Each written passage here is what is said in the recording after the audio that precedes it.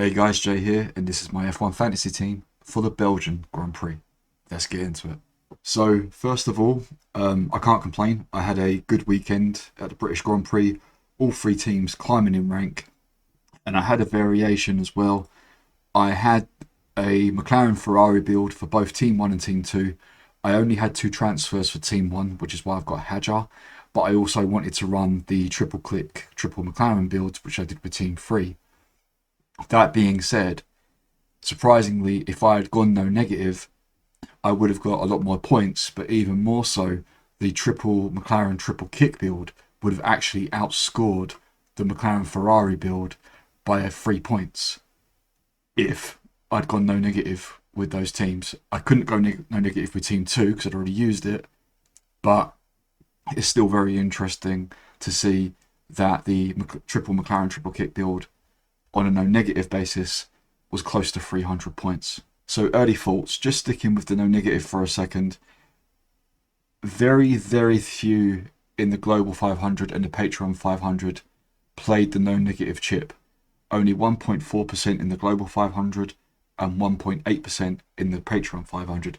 And as I just showed you with my results, this was a huge missed opportunity. Just sticking with the Elite data page, just want to look at the drivers, and you'll see that Isaac Hadjar, as to be expected, has fallen off in terms of team choices. 65% dropping Hadjar in the Global 500 and 59% dropping Hadjar in the Patreon 500. It'll be even more so now after his DNF. It's sad to see because he did really well for us at the start, but I think this is what we're going to see throughout the season. We're going to see drivers come in and come out of our teams, and I'll hit a bit more on that when we get to the budget builder. So Spa is a sprint weekend, and I'm just going to show you here the highest points based on sprint races. So I've got here China. You'll see Piastri and Norris scored the most points in the Chinese Grand Prix weekend. So that's the qualifying, the sprint and the race. And then we've got Russell, Verstappen, Antonelli, Ocon, Lawson when he was in the Red Bull, Behrman, Stroll, Doohan. However, when we go to Miami, besides Piastri and Norris, it's a huge turnaround. We've now got Tsunoda, Hamilton, Russell, Stroll, Albon, Gasly, Verstappen, Antonelli. Now, you'll see Hulkenberg in China is all the way down. He only scored 2 points over the Chinese Grand Prix weekend. And for Miami, he only got 9 points throughout the Miami Grand Prix weekend. The reason I'm bringing that up is because Hulkenberg is on fire right now. Those upgrades on the Sauber are working, but it's just something to bear in mind. It's not just Hulkenberg, it's also Alonso as well. Alonso got a negative 16 over the Chinese weekend, and then in Miami he got a negative 13 over the weekend. So it's just something to keep in mind. I'm not saying to get rid of them. They're going to be huge assets for our budgets, and let's face it, points with the way Hulkenberg is going. But we may see a bit of a mix in Spa in terms of we may see drivers scoring high when we're used to seeing them score low, and drivers score low when we used to seeing them score high in recent races. Hope that makes sense. Now, just want to quickly show you, this is my Team 2, and it currently has the highest budget. So this was the Team 2 that I ran in the British Grand Prix, and it was the best result for me over the weekend. So I've got McLaren, Ferrari, Piastri for time 2, Alonso, Hulkenberg, and the two HAAS boys, Ocon and Behrman. It has the highest budget of, I believe it's 121 million. Yeah, so 121 million dead on.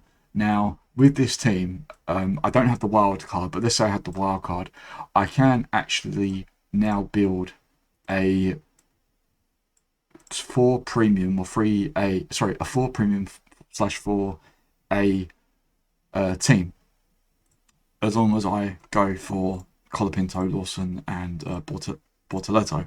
So dead on, that's my entire budget gone. So obviously throughout the start of the season, we've been on about trying to get to those 4 premium drivers, 4 premium assets. So the 2 premium drivers, the 2 premium constructors. But with the way things have gone, I don't know if that is the play until you can get to, honestly, Ferrari. So the reason I say that is because if we look at the constructors' statistics for this season, Ferrari are currently on 50.3 points on average, Mercedes on 42.7 points on average. And if you just look at the last 6 Grand Prix weekends, other than Canada, Ferrari have completely outscored Mercedes. So I don't think the 4 premium asset build is actually worth it unless you can get to Ferrari. Russell is fine. Let me just look at the driver statistics.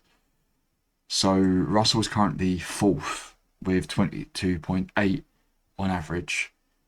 So Russell's fine. The problem is Antonelli. He's currently on 8.4 points on average because he's had negative scores 5 times in the last 6 Grand Prix weekends.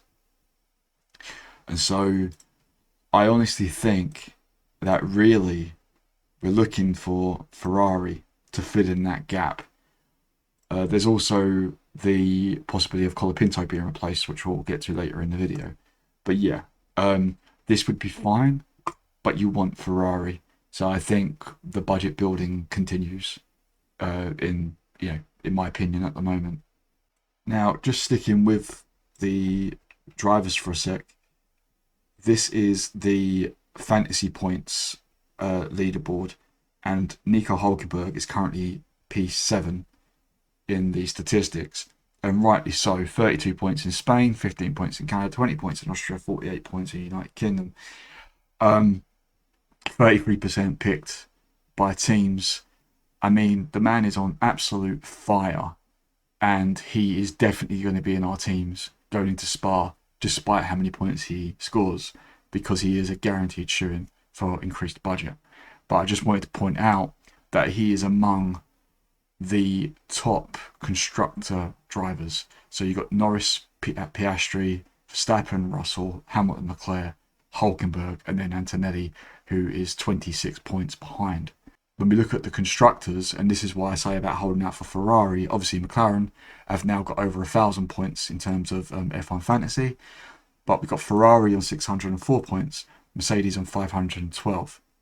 So Mercedes dropping down have dropped down to 3rd over the last few weekends, but also again we've got Kick Sauber in P6, 26 points in Canada, 45 points in Austria, 17 points in the United Kingdom. Now obviously with Spa it's a sprint weekend, but it is a low overtaking track, I believe, so I'm not expecting them to score huge, but we've been saying that for a few weeks now, like when is it going to end? When is the kit train going to end? And I honestly, the way they're going, I don't know. So my point here is, I would say you're looking at McLaren and Ferrari or a McLaren and kit build. Depending on what kind of budget you got. But we'll get into the budget builder in a sec. And again, as I said, with Colapinto, there has been talk over the last few weeks that he could be getting replaced. Alpine have been talking to Valtteri Bottas apparently. I haven't delved into this too much. I'm just showing you some the F1.com article that came out on the 1st of July. But yeah, Bottas was inquired about his availability by Alpine, and then I believe this was yesterday at time of recording, I think, on planetf1.com. Franco Colapinto issues Alpine future update as Bottas replacement rumours swell. Alpine driver Franco Colapinto has insisted that he is not very concerned that he would be replaced by Valtteri Bottas ahead of the Belgian Grand Prix. Again, I haven't looked into this too much. I've just did a quick Google on what was happening with Bottas and Colapinto in regards to Alpine. That being said, you're probably not going to want Colapinto in your team going into Spa anyway. Now we come to the budget builder, and not much has changed, but I do want to point out some stuff. So in terms of the Tier A drivers, honestly, you're looking at the 2 McLaren drivers, so Piastri and Norris, both in regards to points and increased budget. I mean, I'll be honest, I don't know why we're worrying about Piastri and Norris for budget, because let's face it, we're going to want them in our team for points more than anything. But they are the best two drivers for points and budget going into Spa. Verstappen needs 97 points for 0.3, 72 points for 0.1, but Verstappen is good around Spa. However, yeah, I think your 2 times driver needs to be Piastri or Norris going into Spa, unless we see, obviously, someone do really well in free practice. In terms of the constructors, it's a no-brainer. You're looking at McLaren and Ferrari. I mean, Mercedes need 32 points for 0.1, 55 points for 0.3, and Red Bull, I wouldn't even worry about it. Now, with the Tier B drivers, like I say, not much has changed. Again, Hulkenberg is a guaranteed asset for your teams going into Spa. He needs a negative 45 for 0.2 and negative 37 for 0.6. So even if he DNFs, he's still going to go up 0.6. That's how good he's done over these past few weeks. We've then got Lance Stroll, who got 28 points in the British Grand Prix. Obviously, Stroll does do well in the wet. He needs a negative 6 for 0.6, a negative 14 for 0.2. The question becomes, do you trust him? I personally don't. Not right now. So it would depend. If Spa's wet, then I may consider it. But at the moment, I don't think it will be. And also, we have to bear in mind that obviously points from the Austrian Grand Prix will drop off, which actually, if he does get a good result in Spa, makes him a good possible pick for Hungary. But he would need to get a good result. But I'm just saying, if the Aston Martin looks good, if you think you can trust Stroll, then he is a choice. Alonso has dropped a little bit. He needs 1 point for 0.2, 6 points for 0.6. Now, again, as I said, the results from Austria will drop off. So after Spa, Alonso will only have 5 points plus what he gets in Spa. So if Alonso doesn't have a good weekend, he will drop, which means we may have to replace him for Hungary. But if he gets a good result, then we can keep hold of him. Same applies to the HAAS boys. Behrman has had, I would say, a better 2-weekend average overall. 14 points in Austria, 16 points in British Grand Prix, negative 9 for 0.2, negative 3 for 0.6. Ocon, 20 points in Austria, 7 points in Britain. He's a negative 2 for a 0.2 or 6 points for a 0.6. And I would say either have both or take your pick. The final pick here is possibly Gasly. The 2 points from Austria will drop off.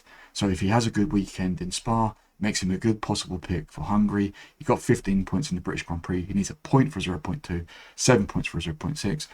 Question is, do you trust the Alpine car? I trust Gasly, but do I trust the Alpine car? Personally, no, but we'll have to see how he does.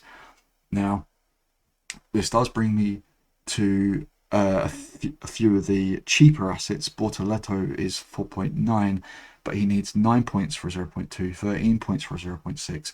So he's very unlikely to increase in budget. But he can only go down 0.4. So he's still kind of a cheaper option. Lawson and Colapinto are both on the price floor, but you're not going to get a price gain unless they do something amazing. But if you want to protect your budget, there are options. But bear in mind, again, they're going to be walking into Hungary with a negative 18 and a negative 20, plus whatever they get in Spa. We don't even know if Colapinto is going to be even in the car, so I wouldn't even consider Colapinto right now. But just pointing that out, Hajar down, these are the assets that you don't want to be looking at all. In terms of the Tier B constructors, again, Kick is the money train. Aston Martin have now come in thanks to their 40 points over the weekend. They need a negative 36 for 0.2, negative 27 for 0.6. HAAS is also an option with a negative 36 for 0.2, negative 25 for 0.6. The only thing I would say with Kick is the 45 points they got in Austria will drop off after Spa. So they'll have the 17 points from the British Grand Prix plus whatever they get in Spa. So if they score low, then they may not be as viable going into Hungary. That being said, I still think even with a couple of points, they could still be a good option if you have a lower budget, that if you're trying to increase it.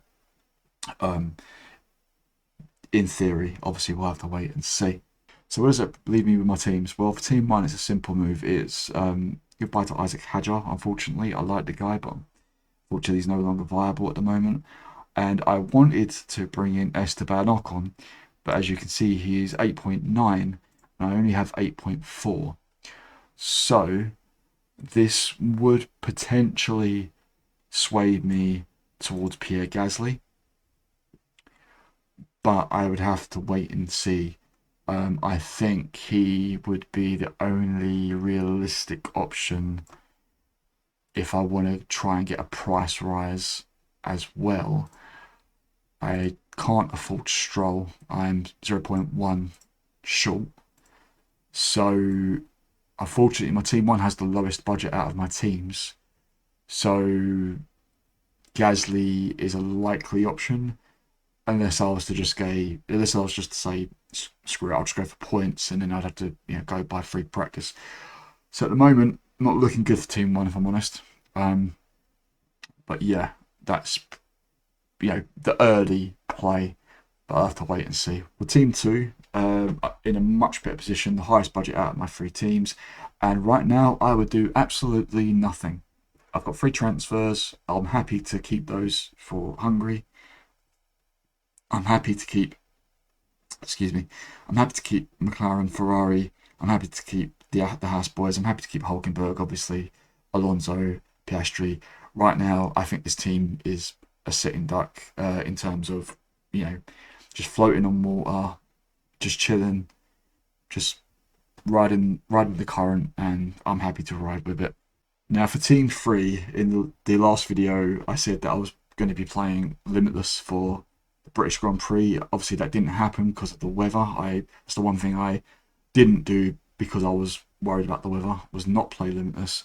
So the problem I've got now is, if I was to play Limitless in Spa, Norris and Bortoleto are likely to fall in budget, which isn't ideal. That being said, it's either I make changes to this team and go for Limitless in Hungary, or I go for Limitless in Spa and then reorganise the team in Hungary, because I've still got the wild card for this team. I think at the moment, and I know Rain's been talking about this throughout the season, about Limitless in Hungary. I honestly don't know which would be the better. Over the season, the Delta has favoured non-sprint weekends for Limitless. But again, with people's budgets increasing, do I want to keep waiting? So at the moment, I'm not sure. Now, let's say I don't go Limitless in Spa. Obviously, Bortoleto is the likely driver that I would drop. But again, this does leave me in a bit of a... Oh no, it doesn't. I can afford Behrman. So I could make that change. I could make Behrman in for Bortoleto, and then possibly run Limitless. And then run Limitless in Hungary, or let's say, for argument's sake, I decide, do you know what? Let me just play Limitless. Let me just play Limitless in Spa, and try and get those points from the sprint race as well as the Grand Prix. Then for me, let's see, what would I do? I would definitely go Ferrari. I would then, Verstappen is good around Spa, let's be honest. And then I don't know, it's out of Russell, Hamilton and Leclerc. Although I can't deny, with the way Hulkenberg's been going, Hulkenberg in the Limitless team, who knows? But joking aside, I don't know. It would depend. I could go Russell, Hamilton. I could go Russell, Leclerc. I could go Hamilton, Leclerc. It would all depend on what happens. So, just on that alone makes me wonder if I would play Limitless in Spa. Probably not. So I think it would be Bortoleto to Behrman and then Limitless in Hungary, I think. So if you're here in the UK, the schedule for the Belgium Grand Prix, on Friday the 25th of July, we've got practice 1 at 11:30, followed by sprint qualifying at 3:30. We've then got the sprint race on the Saturday at 11, with qualifying for the Grand Prix at 3 o'clock. The race is at 2 o'clock on the Sunday, 27th of July. Remember, it's a sprint weekend, so you don't have to lock in your teams until after sprint qualifying.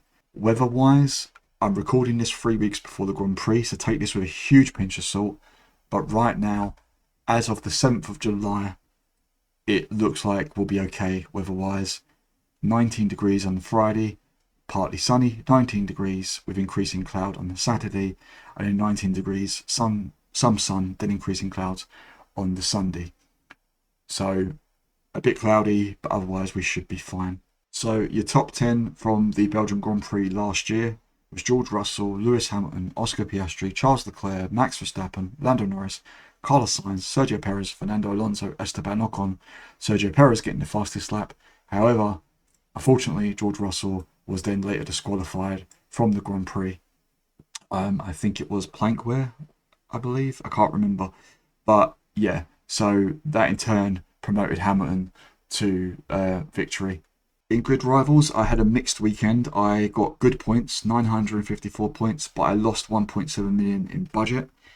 I had Behrman, Hulkenberg, Norris, Russell, Bortoleto and Mercedes. That being said, I did climb up a little bit, back to just outside the top 20k. And that's it from me, guys. Thank you for watching this video. Obviously, we've got a little break now, so I'm going to be messing around with some other stuff for the channel to come in weeks and months. All the best for the Belgium Grand Prix, and I'll talk to you real soon. Thanks for watching.